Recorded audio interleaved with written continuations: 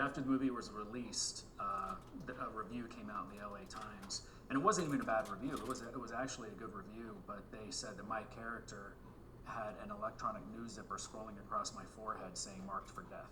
So that was, yeah, people, they needed me to die. They wanted me to die. I'm dead. Somebody kill me, please.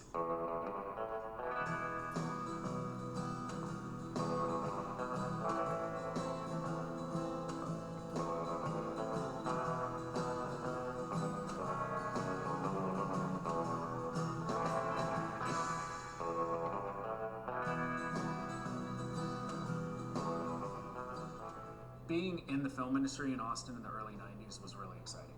In 1991, 92, and 93, we really started to see a shift in the film industry. We already had agencies in Austin. We had films, television shows being filmed in Dallas, a lot of stuff being done in Houston. But there in Austin, we got to see this community really start to take off with the help of Richard Linklater and Robert Rodriguez. I started to notice that there were a lot of films being made in Austin, and there was a Disney film called My Boyfriend's Backer. At the time, it was called Johnny Zombie when they were filming it, and I joined up to be an extra. So I was an extra, one of the high school students in this thing, and I remember seeing two of the lead actors doing a scene inside the cafeteria, and they were just talking like you and I are talking right now, and I'm like, that's it, I can do that. So all of a sudden, I'm wanting to get into the film industry, and then my friend JM, who was doing special effects, he was already hired to do special effects on Chainsaw. He called, and he was just a good friend of mine, and he was like, you know, if you really want to get into acting, you should go audition for this. He told me that it was a remake of Texas Chainsaw Massacre, and that's all it's all it needed for me to be excited about it. It was a name that obviously I knew, I recognized, and I'm like, okay, this is something that I really want to be a part of. Now, I was young, but I was smart enough to know that you go out, you know, as a professional, and you get real headshots. When I showed up at the office, Return Productions, to do my audition, they had put all these different headshots all over the walls from all these other people that had submitted. Some of them, like, there's a guy on a bench press machine flexing his muscles, and there's other people that are like, you know, pictures of them friends, and I'm like, okay, come on. Like, even at that age, I knew, you know, you have to take this seriously. And so hopefully that's something that helped me by giving them, you know, a resume that I had and my headshot, and then they brought me in. And apparently at the time, that was a very difficult role for them to cast. They were having a really hard time finding the role of Barry.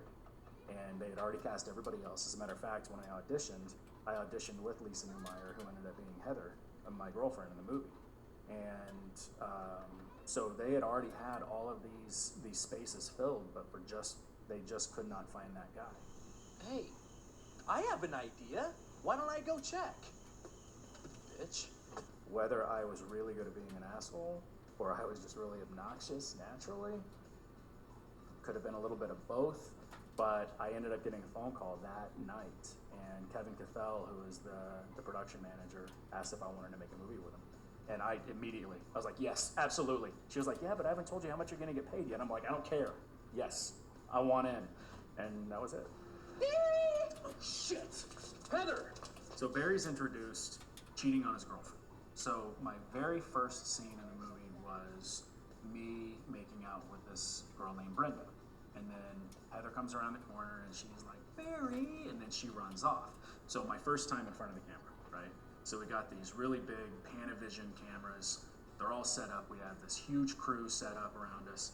And I was talking to Brenda right before this. I'm like, okay, how do we do the kiss? Do we just kind of like, you know, like no tongue? Do we just kind of like do the TV kiss, anything like that? And we're like, oh yeah, we'll just do no tongue, and we'll try to do like TV.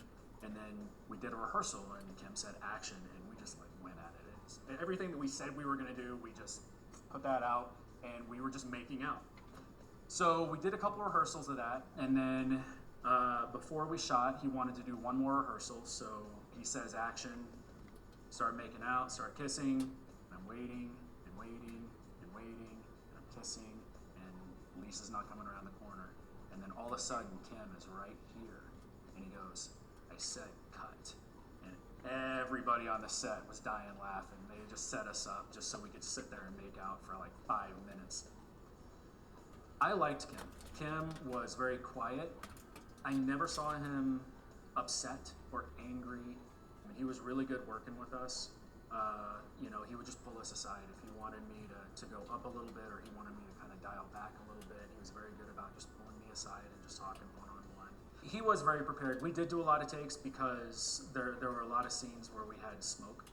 And so if we were set up and ready and then they got the smoke going and then the smoke kind of wafted away but we weren't like ready to film, then we would have to reset. We'd have to go back and they'd have to do the smoke again. So that really, I think, gave everybody a challenge.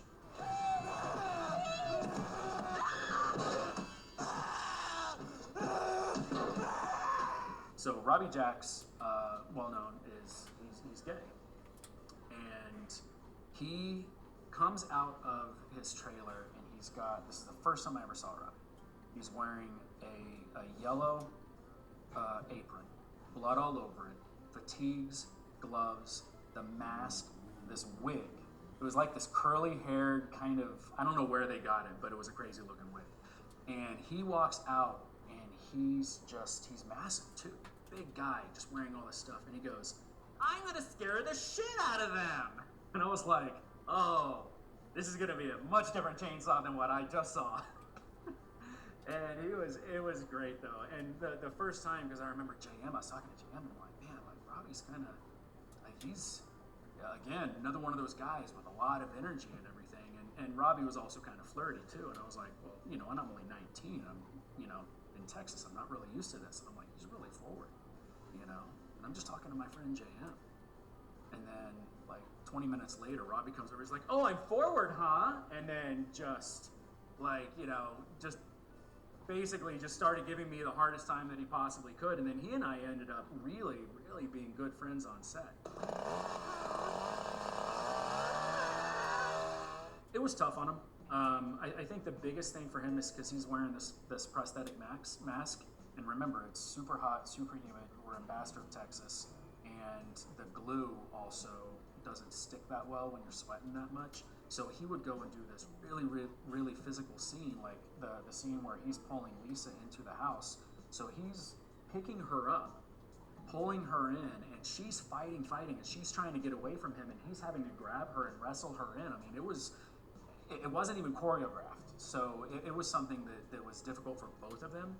So he's doing all this, and then like the flap of the mask would come off, and then they would have to stop, and then have to reset. And I remember he just felt beat up. I'm not gonna hurt you. See? I'm not gonna hurt you. See, I'm right here. Not gonna hurt you. Go on. Get in there. Joe Stevens was intimidating to me.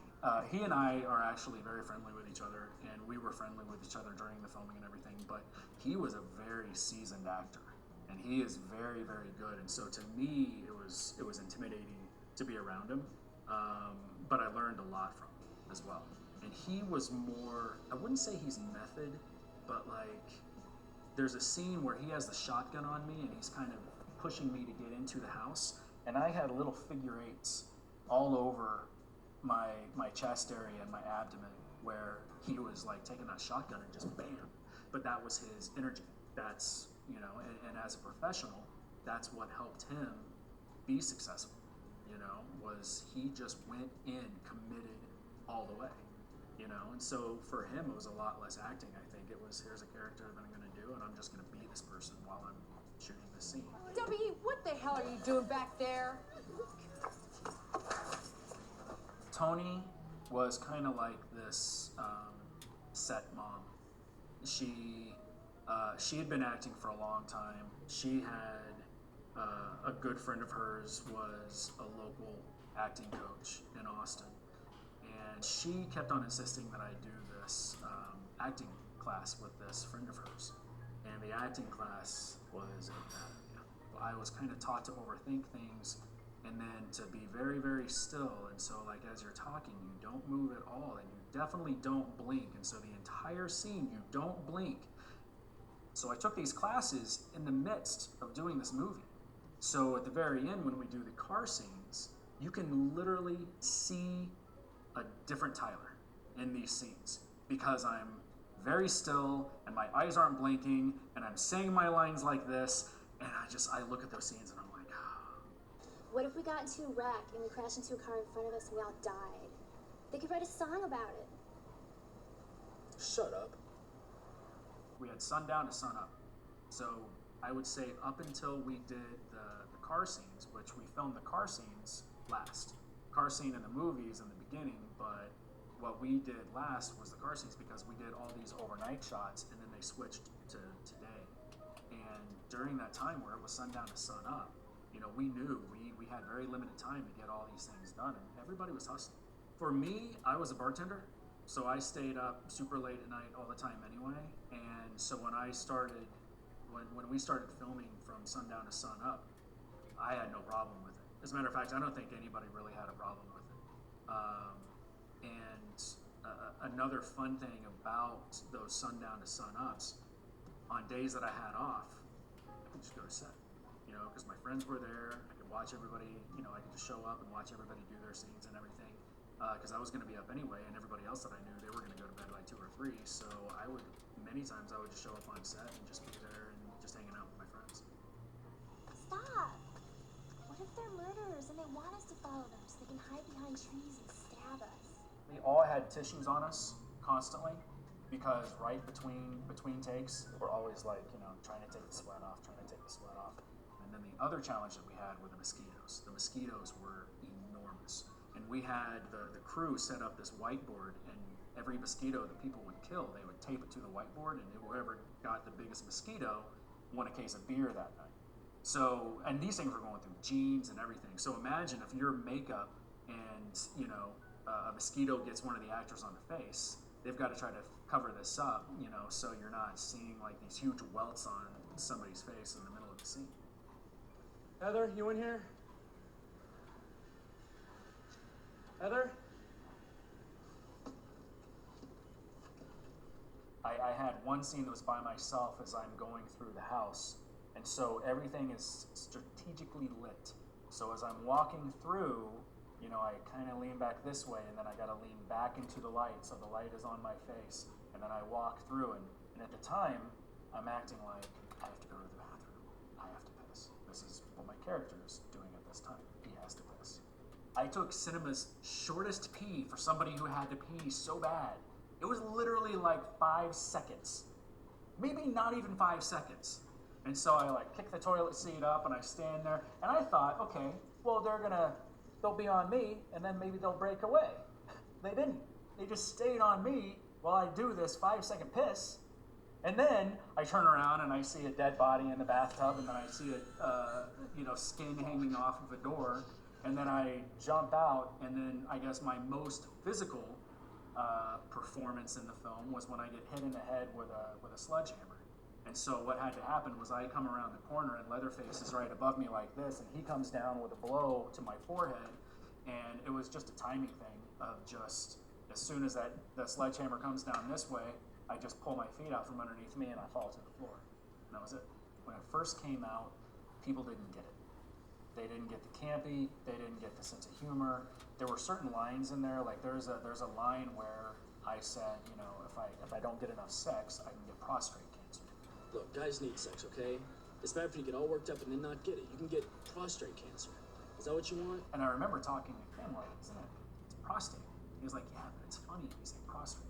It was like, there was the little things that he wanted these little tiny jokes, and he wanted the campiness, and he was just ahead of it.